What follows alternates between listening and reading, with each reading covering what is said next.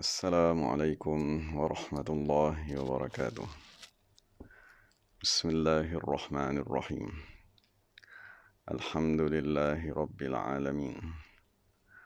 Wassalatu wassalamu ala sayyidil mursalin wa ala alihi wa sahbihi ajma'in.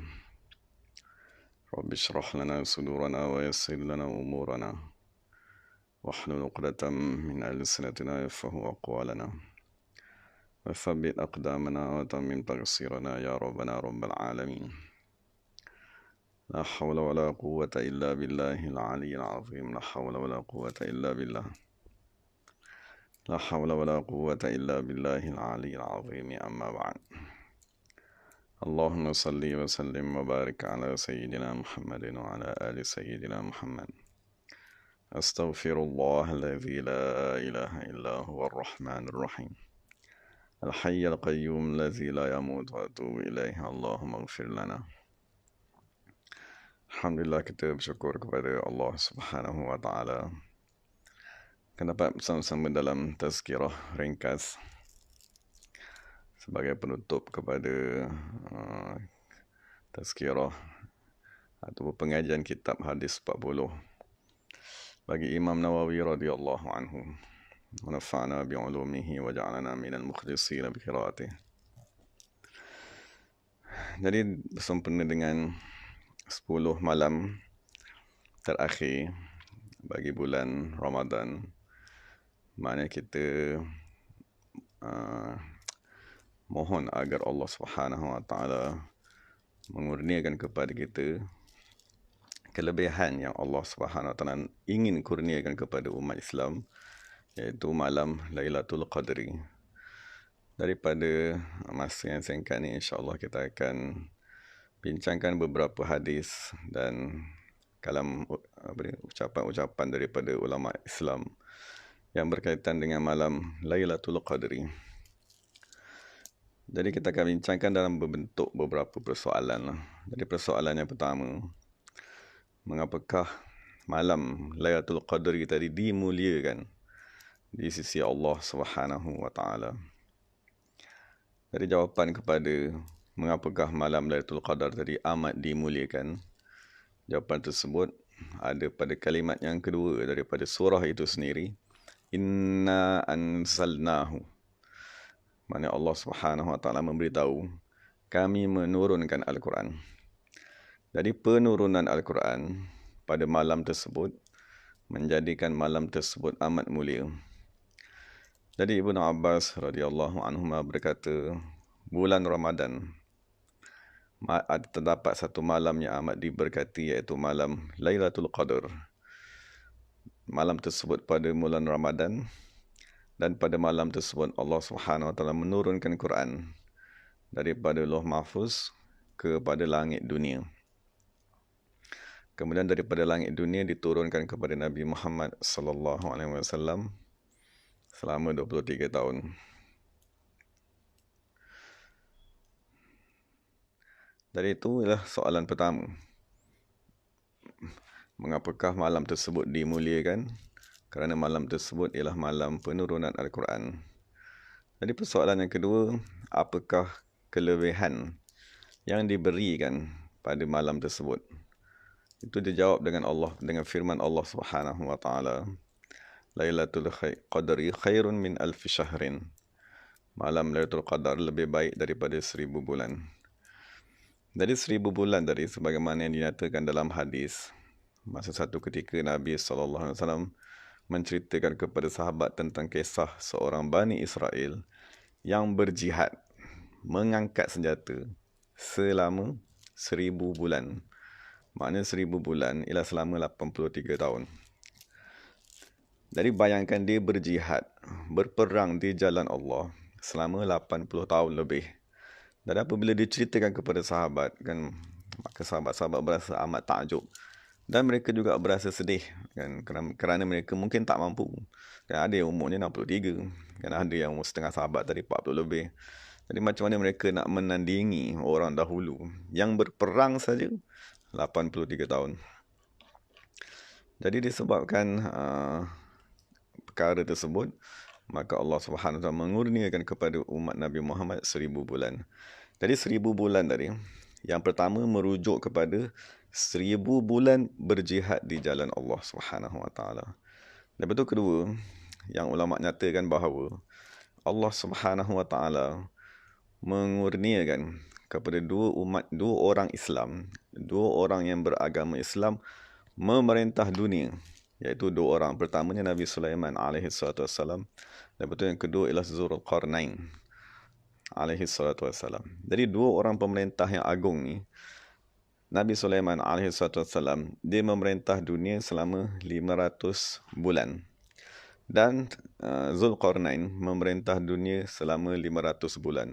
Dan apabila digabungkan kedua-dua pemerintahan tersebut, maka diistilahkan sebagai 1000 bulan.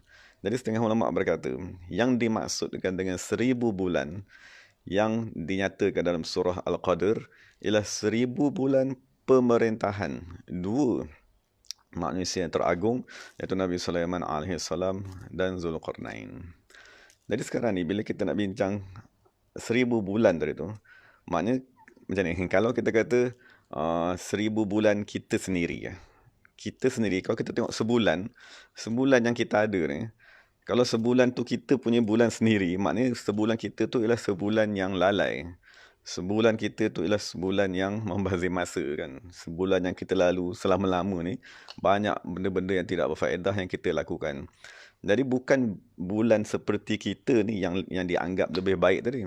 Tetapi yang Allah Ta'ala nak bagi tahu, sekiranya kamu beribadat pada malam Lailatul Qadar, ibadat kamu tadi akan lebih baik daripada 1000 bulan orang berjihad sepenuhnya di jalan Allah Subhanahu Wa Taala.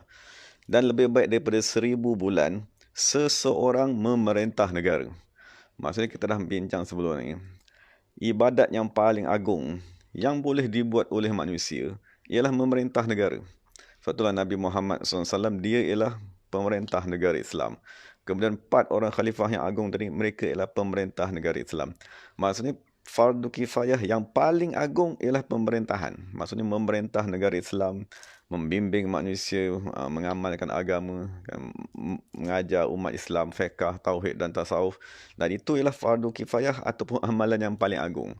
Jadi dalam kenyataan tafsir tadi, ada 2 fardu kifayah. Pertamanya berjihad, berperang di jalan Allah, mengangkat senjata selama 1000 bulan. Kedua, memerintah negara selama 1000 bulan. Jadi itulah yang dimaksudkan dengan 1000 bulan, yang sekiranya kita beribadat pada malam Lailatul Qadar itu sahaja, maka lebih baik daripada dua-dua fardu kifayah ni yang memang kita takkan sempat buat pun. Maksud kita nak berperang 83 tahun kita tak mampu. Kan nak memerintah negara kan 83 tahun pun mungkin kita tak mampu.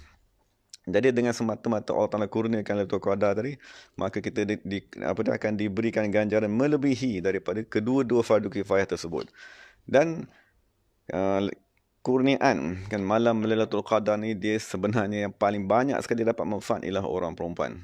Sebab kita bincang, orang perempuan tak dibenarkan untuk maksudnya orang perempuan dia jarang dapat berpeluang untuk pergi berperang, berjihad di jalan Allah Subhanahu Wa Taala, maksudnya kerana keadaan diri mereka tadi.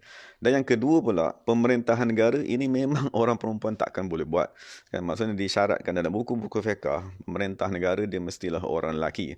Jadi sebab itulah tak perlu kita nak rebut kan, dan tak perlu pun kita nak dengki kepada orang lain. Maksud sekarang ni, sekiranya kita berebut nak jadi pemerintah, sekiranya kita berebut nak jadi pemimpin tu sebab apa? Sekiranya kita berebut nak jadi pemerintah kerana kita nak menunaikan fardu kifayah yang paling agung, nak memperhambakan diri kepada Allah kan, sebagaimana Abu Bakar, Umar, Uthman, Ali memperhambakan diri dengan menjadi khalifah, maka tak perlu berebut kan. Sebab sekiranya kita memang tak dipilih, Allah Ta'ala dah kurniakan Lailatul Qadar yang lebih agung daripada 1000 bulan kamu memerintah negara Islam. Jadi sebab tu dalam agama Islam ni, ada orang yang memang betul-betul dilantik menjadi khalifah seperti Abu Bakar, Umar, Uthman, Ali. Tetapi orang lain kan, sahabat-sahabat lain yang tak menjadi khalifah, tiada kekurangan dan tiada hasad dengki di dalam diri mereka kerana Allah Subhanahu Wa Taala mengurniakan Lailatul Qadri. Jadi Lailatul Qadri ni ialah berita gembira kepada kita ni makhluk yang lemah, yang tak mampu nak berjihad kan, yang tak mampu pun nak mentadbir negara kan. Dan berita gembira lebih lagi kepada orang-orang perempuan. Maksudnya kelebihan malam Lailatul Qadar ni, dia akan dikurniakan juga pahala yang lebih baik daripada orang lelaki yang berjihad selama 1000 bulan, dan lebih baik daripada orang lelaki yang memerintah negara selama 1000 bulan. Dan itu ialah kemuliaan yang Allah Subhanahu Wa Taala berikan pada malam Lailatul Qadar tersebut. Lepas tu soalan yang ketiga. Tadi soalan pertama tadi kita dah bincang, mengapakah malam Lailatul Qadar tadi mulia? Kerana diturunkan Al-Quran. Yang kedua, apakah kemuliaan pada malam tersebut? Ialah 1000 bulan yang lebih afdal daripada berjihad dan lebih afdal daripada memerintah negara. Nanti sekarang ni kita bincang pada persoalan ketiga pula. Soalan ketiga, mengapakah dengan semata-mata Quran turun pada malam tersebut, maka malam tadi menjadi amat mulia di sisi Allah Subhanahu Wa Taala. Okay, jadi sekarang kita bincang penurunan Al-Quran tadi. Jadi penurunan Al-Quran ni, dia lebih kurangnya macam seorang raja. Seorang raja yang amat agung, dia menulis satu kitab tentang dirinya. Aku buat macam ni, aku buat macam ni, aku buat macam ni, kehebatan aku macam ni, macam ni, macam ni, macam ni. Jadi raja tadi, setelah dia menceritakan tentang dirinya, segala kehebatan, keagungan dirinya, jadi dia kirimkan kitab tersebut kepada rakyatnya. Okey, jadi hari pengiriman kitab tersebut kepada rakyat, itulah hari yang paling agung. Kerana pada hari tersebutlah rakyat boleh mengenal raja tersebut. Maknanya selagi kitab yang raja tulis tentang diri dia tadi, kitab tadi tak diberikan kepada rakyat. Rakyat tak kenal raja tu siapa. Kan dia tak kenal apa sifat raja tu, apa kelebihan raja tu. Jadi pada hari kitab tadi dihantar, kan, maka itulah hari yang paling menggembirakan rakyat. Dan itulah hari yang paling agung. Maksudnya, pemberian kitab tu ialah satu nikmat yang paling besar. Kan, kerana raja tadi bermurah hati untuk memperkenalkan dirinya kepada rakyatnya. Jadi itulah yang dibincang sekarang ni. Maksudnya kenapakah dengan semata-mata Quran turun pada malam Lailatul Qadar menjadikan malam tersebut amat mulia? Kerana di dalam Al-Quran, Quran yang kita pegang 30 juzuk tadi tu, di dalam Al-Quran ialah terdapat pengenalan kepada Allah Subhanahu Wa Taala. Maksudnya Allah Subhanahu Wa Taala memperkenalkan dirinya dengan kitab yang dipanggil sebagai Al-Quran. Jadi sekiranya kita baca Al-Quran tersebut, kita akan melihat kan segala ciptaan Allah Subhanahu Wa Taala, segala sifat-sifat kesempurnaan Allah, segala makhluk yang Allah Taala ciptakan. Jadi Al-Quran ialah kitab yang paling agung memperkenalkan Allah Subhanahu Wa Taala kepada diri kita. Jadi persoalan sekarang, adakah kita tadi teruja dengan kitab tersebut? Ataupun adakah kita tadi amat gembira dengan kitab tersebut? Itu bergantung kepada siapa yang kita agungkan dalam diri kita. Seseorang yang mengagungkan ahli politik, maka dia akan baca semua riwayat hidup ahli politik tersebut, di mana dia belajar, apa kerjanya. Kan, seseorang yang mengagungkan jutawan, bilioner, dia akan baca apa saja orang tu buat, di mana dia sekolah, apa saja pekerjaannya, dia akan cuba tiru. Kan, seseorang yang mengagungkan ahli bola sepak, artis, dia akan baca semua tentang riwayat hidup orang tersebut. Tak kira lah di mana saja dia jumpa, dia akan baca. Jadi sekiranya kita mengagungkan Allah Subhanahu Wa Taala di dalam diri kita, maka kita mestilah nak baca Quran tadi. Sebab dalam Quran tadi cerita tentang Allah. Alhamdulillah Rabbil Alamin Rahman Rahim Malik Yawmiddin. Semua cerita tentang Allah Subhanahu Wa Taala. Jadi Al-Quran ialah kitab teragung kerana dia membuka rahsia Tuhan. Kan, dia membuka rahsia Tuhan yang tersembunyi. Kan, Tuhan yang tersembunyi, yang tak dikenali tadi tu, kan, dibukakan rahsianya kepada semua makhluk dengan penurunan kitab Al-Quran. Jadi itu jawapan kepada soalan ketiga. Mengapakah dengan semata-mata turun saja Quran tadi tu? Dengan semata-mata turun Quran pada malam tersebut, malam tadi menjadi amat mulia kerana kitab Al-Quran ialah kitab pengenalan Allah Subhanahu Wa Taala. Kan, jadi kalau kita amat cintakan Allah Subhanahu Wa Taala, maksud kita amat agungkan Allah Subhanahu Wa Taala, maka kita akan sangat gembira mendapat Al-Quran tadi. Sebab Al-Quran inilah cerita tentang Allah. Kan, sebagaimana kita dapat baca cerita tentang artis, atlet ataupun apa segala manusia yang kita puja ni, kan kita amat gembira dapat tahu, oh dia ni macam ni, dia ni macam ni. Lepas tu kita cerita pula kat orang lain apa yang dia buat sebagainya. Jadi mengapakah pula kita tidak amat berasa gembira kerana dapat memegang Al-Quran 30 juzuk tadi. Dari itu jawapan kepada persoalan ketiga, mengapakah dengan semata-mata penurunan Al-Quran pada malam tersebut, maka malam tadi menjadi amat mulia kan, sehingga lebih mulia daripada 1000 bulan. Jadi persoalan yang keempat ni, maka apakah yang dituntut daripada kita? Maksudnya apakah yang dituntut daripada kita pada malam Lailatul Qadar tadi?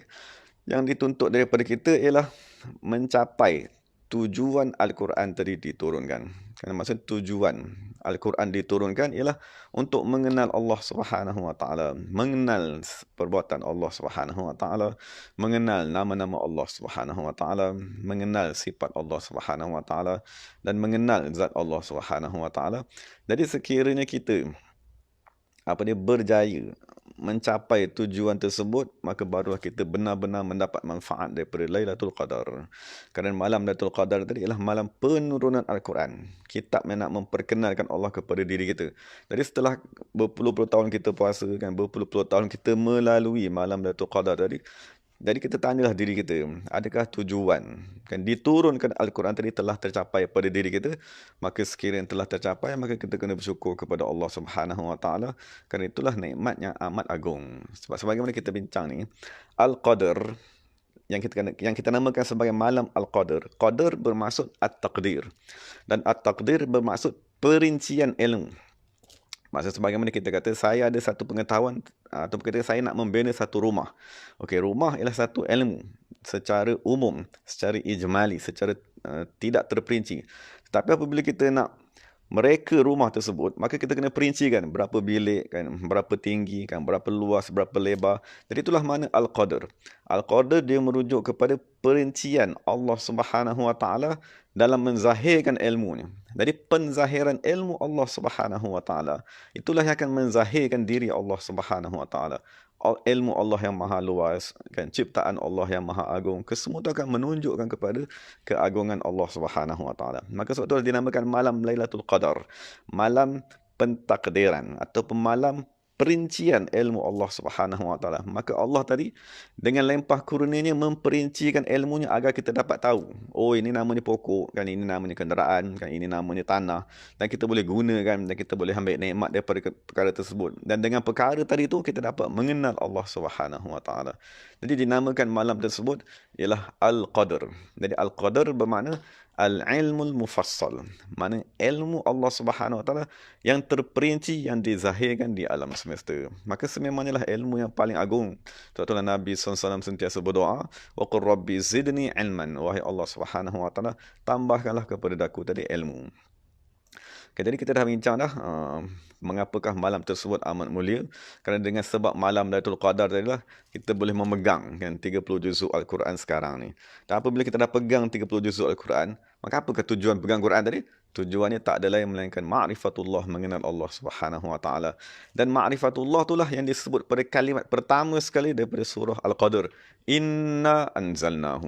Sebab inna maknanya sesungguhnya kami. Jadi kami yang kita sebut inna tadi, Allah yang menamakan dirinya sebagai kami tadi, adakah kita dah mengenal Allah Subhanahu Wa Taala tersebut?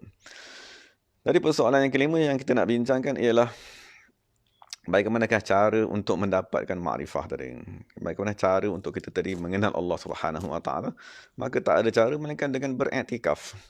Maksudnya istilah umum, kan, di dalam agama Islam bermula daripada zaman Nabi sallallahu alaihi wasallam diistilahkan sebagai beriktikaf. Jadi sehingga, kan, maksudnya Nabi sallallahu alaihi wasallam setiap, kan, 10 akhir Ramadan maka Nabi sallallahu alaihi wasallam akan beriktikaf.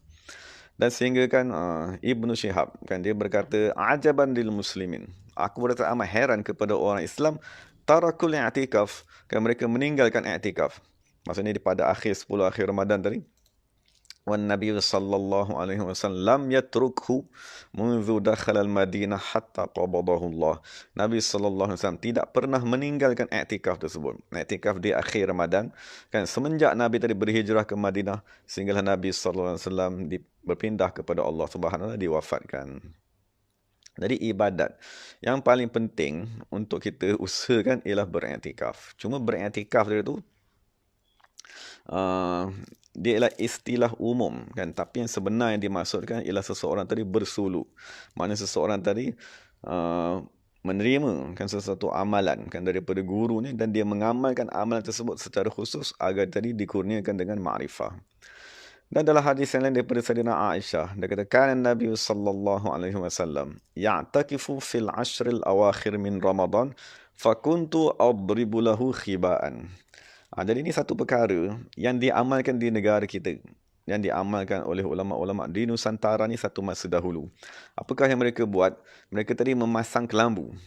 Kan, memasang kelambu di bahagian bawah masjid ataupun di dalam masjid itu sendiri dan duduk di dalam kelambu tersebut beriktikaf. Itu kita bincang tadi. Istilah fiqh ialah beriktikaf.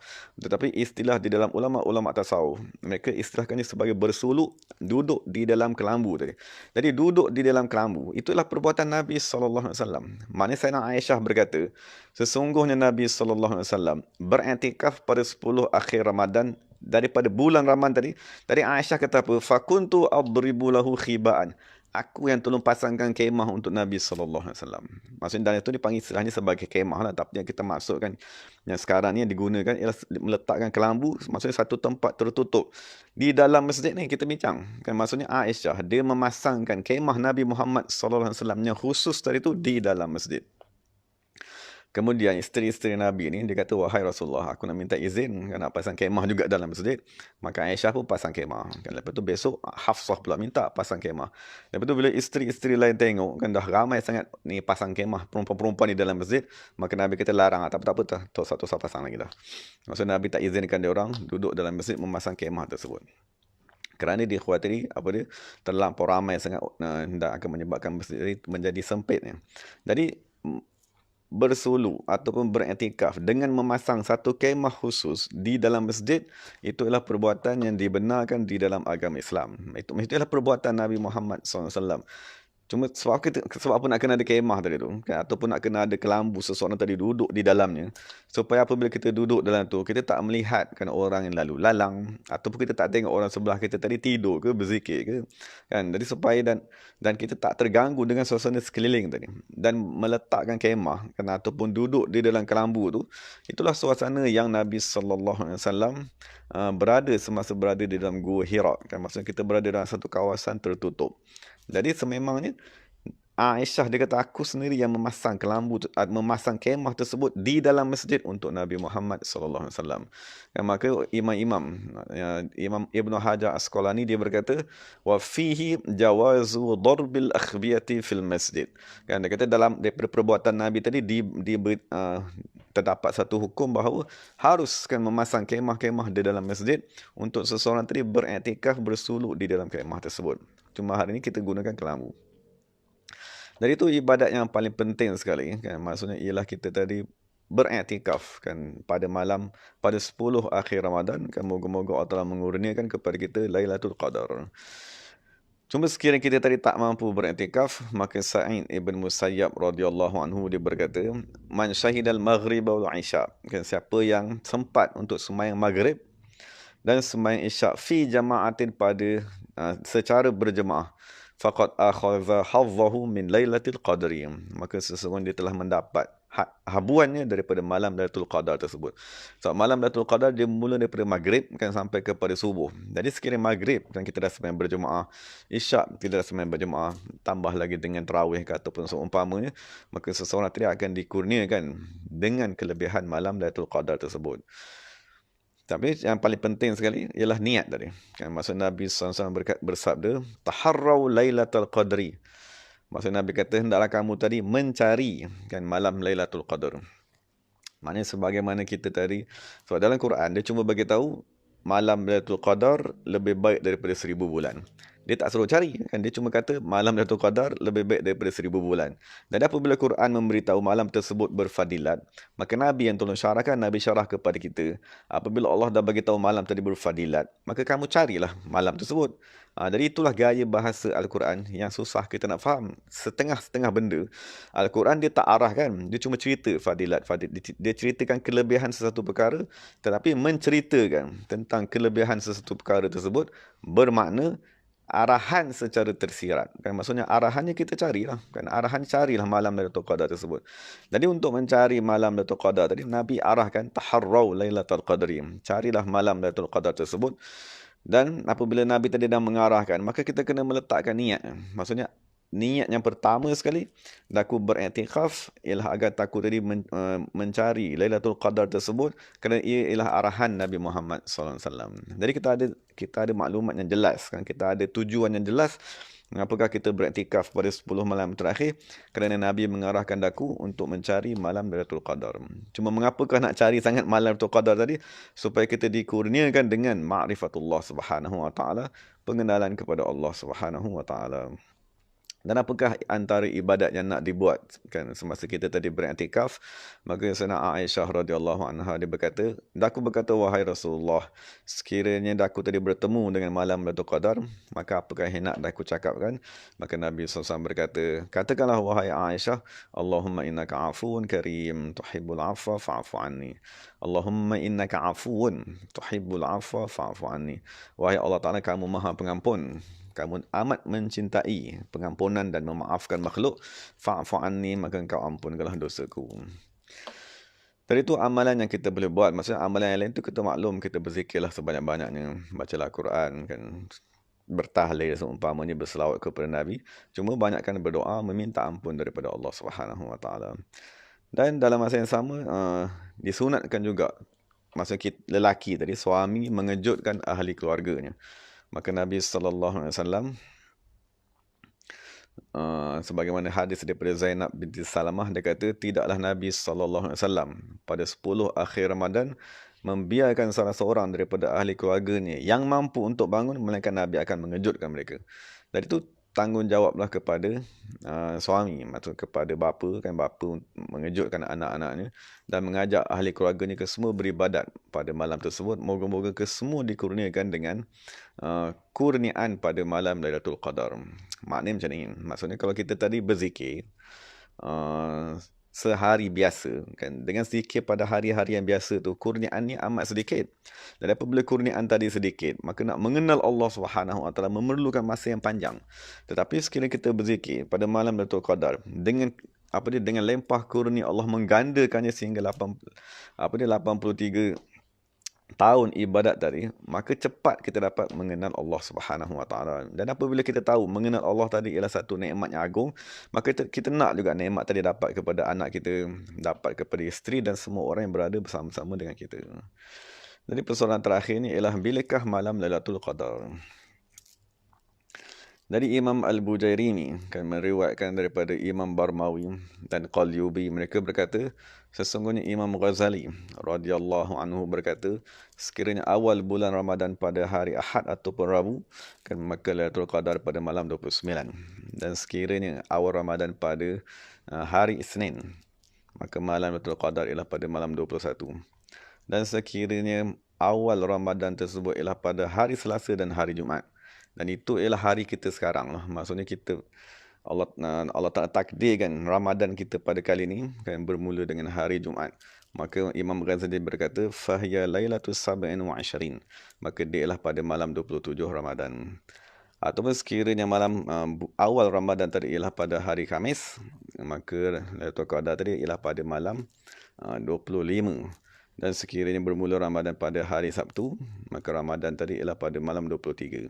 Jadi kita bayangkan, inilah faedah kita ada ulama, kan. Maksudnya kita tahu Nabi nak cakap benda ni. Sebab Nabi kata, satu hari Nabi keluar nak menyampaikan maklumat yang susah ni.